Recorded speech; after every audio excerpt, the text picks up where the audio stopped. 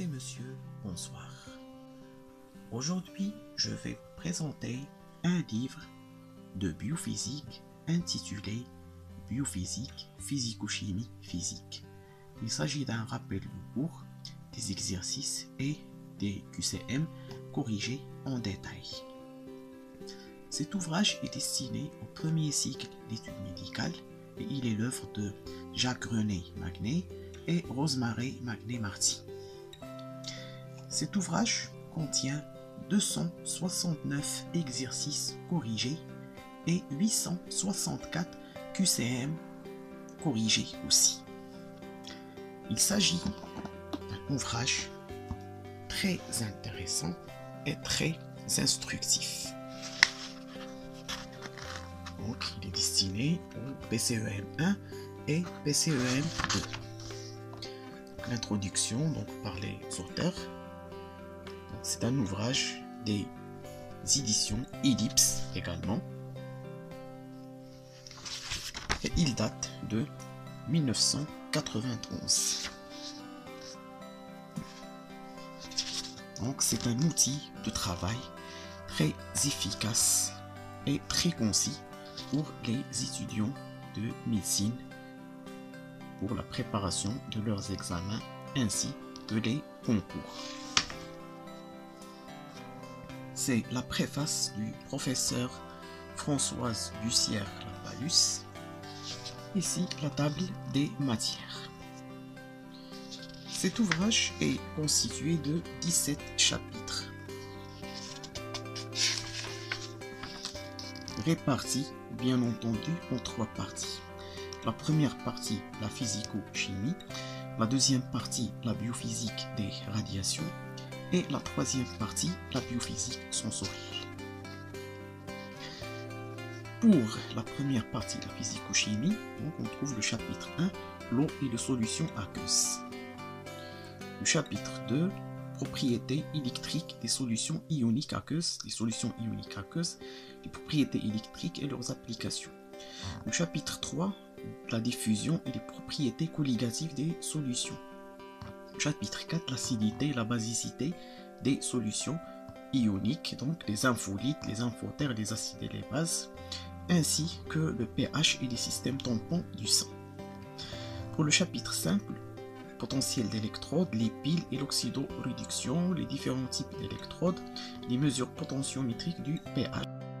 14 consiste à l'appareillage de détection et la dosimétrie, la radiobiologie, ainsi que la radioprotection.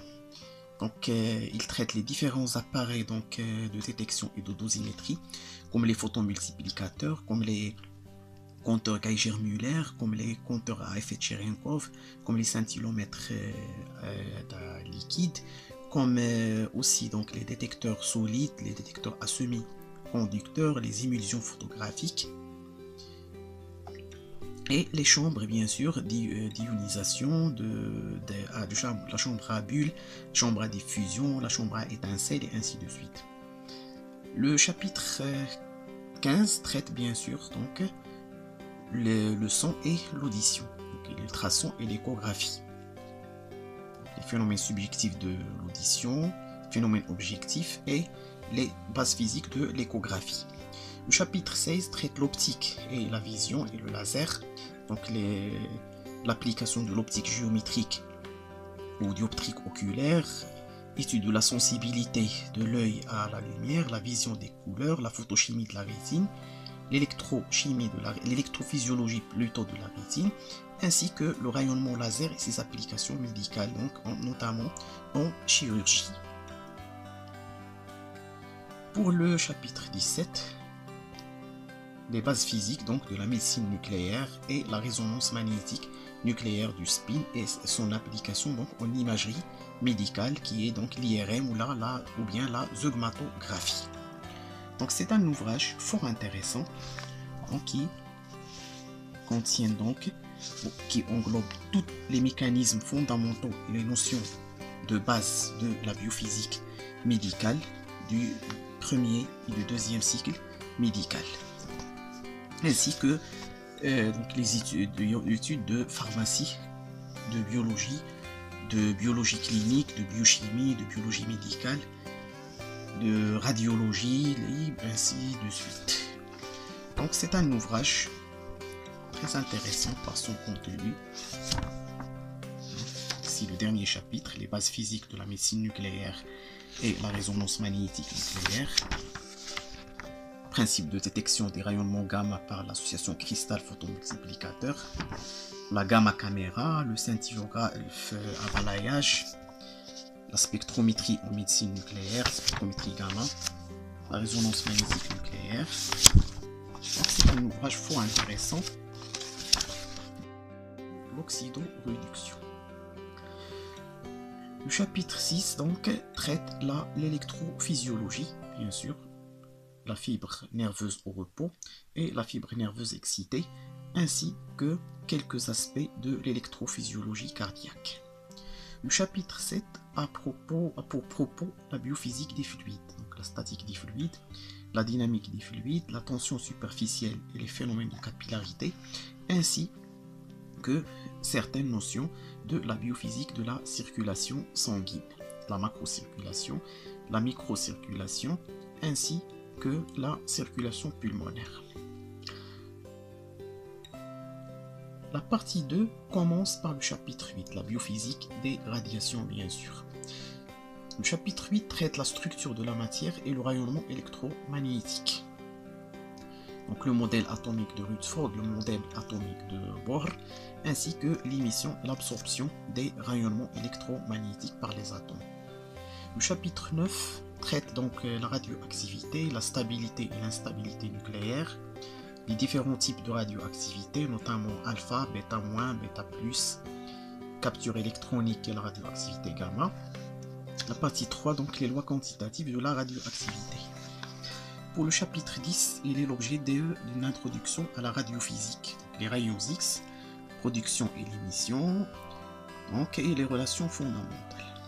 Le chapitre 11, les interactions de rayonnement avec la matière, principes généraux et définitions, les modes d'interaction du rayonnement directement ionisant et les modes d'interaction des rayonnements indirectement ionisants.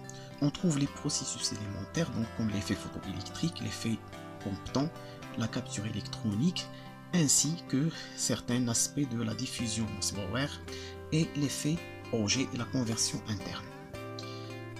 Le chapitre 12 traite les bases physiques de la radiologie, donc les contrastes radiologiques, la formation des contours, l'image radiante, la transformation de l'image radiante en image lumineuse, l'amélioration de l'image par diminution du flou et les techniques bien sûr de la tomographie et la tomodensitométrie. Pour le chapitre 13, il traite les bases physiques de la radiothérapie, les accélérateurs de particules, donc la tomothérapie, la radiothérapie de contact, la téléthérapie, l'endocuriothérapie, l'électronthérapie, ainsi de suite, ainsi que la fabrication des isotopes et la génération du rayonnement X par les accélérateurs de particules, notamment le synchrotron, le cyclotron, le bêtatron et ainsi de suite. C'est un ouvrage, comme on a dit, très intéressant de 452 pages. Donc, qui est fort utile donc, pour tous les étudiants qui désirent bien se préparer aux examens de biophysique bien sûr, et la physico-chimie et la physique médicale et biologique.